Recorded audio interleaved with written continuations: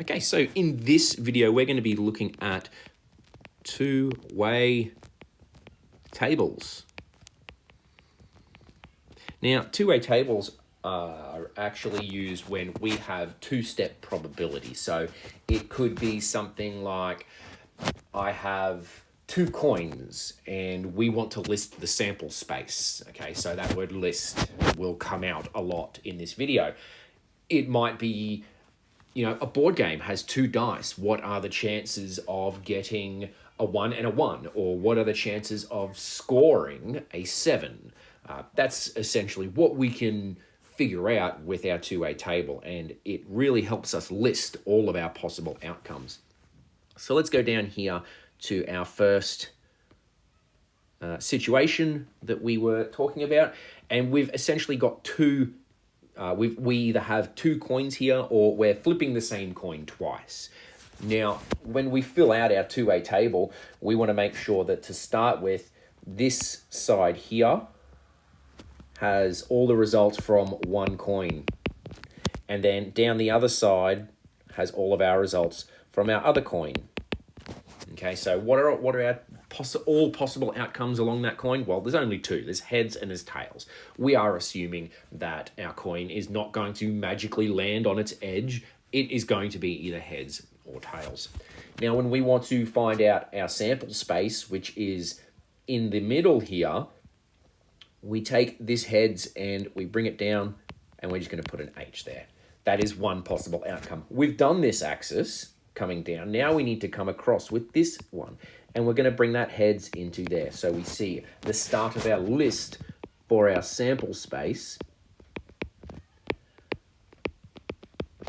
actually starts off with heads and heads.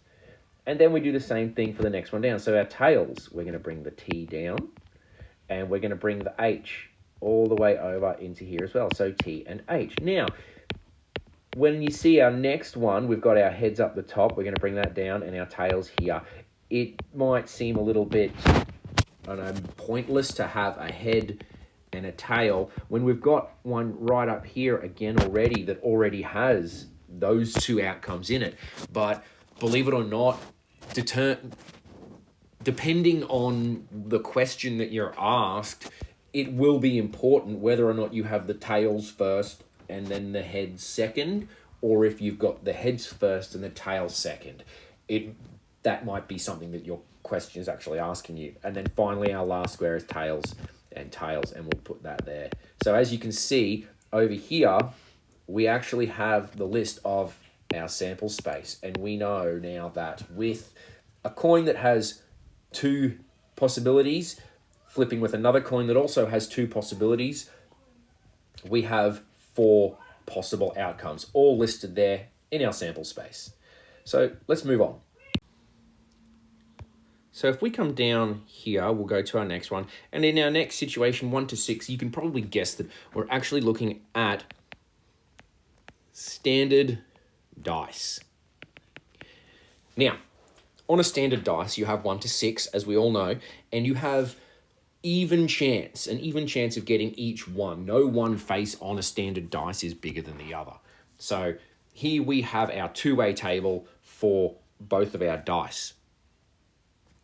Now, in our first one over here, we're thinking of a board game. Think of a board game where you roll 2 dice, say Monopoly, and you want to know the chances of getting a score when you have to add those scores together. And so we're just going to fill in this two-way table the same way we did up the top with our coin, and we're going to say 1 plus 1 is 2. So in that first corner we put 2, in the first square we put 2. Now when we come along to the next one, we've got a 2 and we have a 1, so 2 plus 1 is 3. And we're going to continue on, so 3 plus 1 is 4, then we've got 5, 6, 7. Now, we're going to continue on and do exactly the same thing with the next line, except now we've got 1 and 2. So 1 and 2 is 3.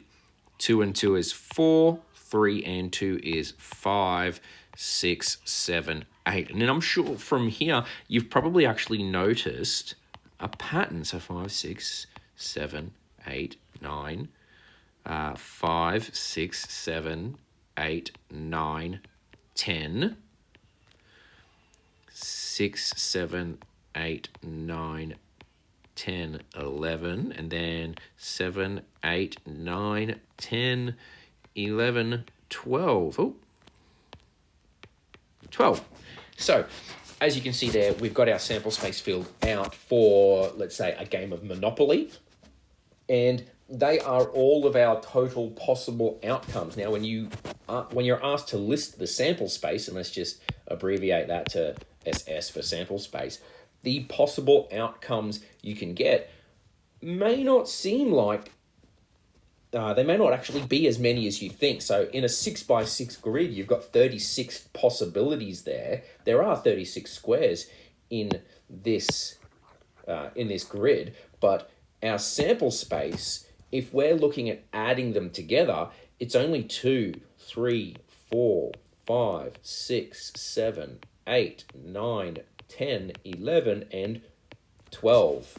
So that's the list of our sample space if we're going to add them together. And as you can see with the two-way tables, we're literally just taking this value here, each one, and adding it in the square that it's next to, like that.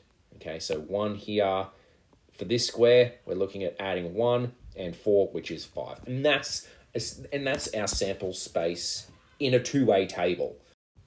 So your activity from here is to recreate this two-way table in your book, on a page, or anywhere you want.